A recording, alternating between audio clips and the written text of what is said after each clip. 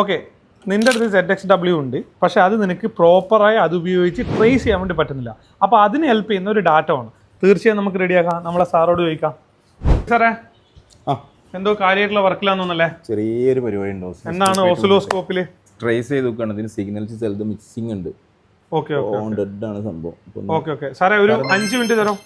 പിന്നെന്താ പറഞ്ഞോളൂ സാറേ.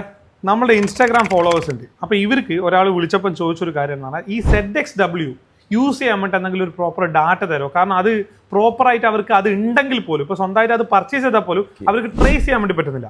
ഇതൊരു ഡാറ്റ നമുക്ക് കൊടുക്കാൻ വേണ്ടി പറ്റുമോ നമ്മളെ പ്രേക്ഷകർക്ക്?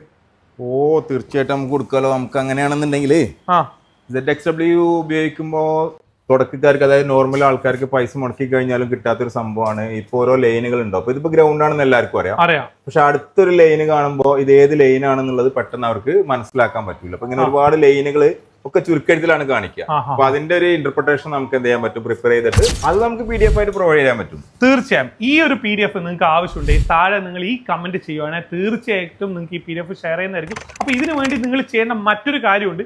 താഴെ ഈ കമന്റിന്റെ കൂടെ ഒരാളെ മെൻഷൻ ചെയ്യാൻ മറക്കരുത്. തീർച്ചയായും ഒരുപാട് ടെക്നീഷ്യന്മാർക്ക് ഈ വീഡിയോ ഷെയർ ചെയ്യുമ്പോൾ അവർക്കൊക്കെ ചെറിയ രീതിയിലെങ്കിലും ഫോൺടെക്കിനെ കൊണ്ട് ഒരു ഉപകാരം ഉണ്ടാവുമെന്ന് വിശ്വസിക്കുന്നു. അപ്പോൾ മറ്റൊരു വീഡിയോയിൽ കാണാം. ബൈ.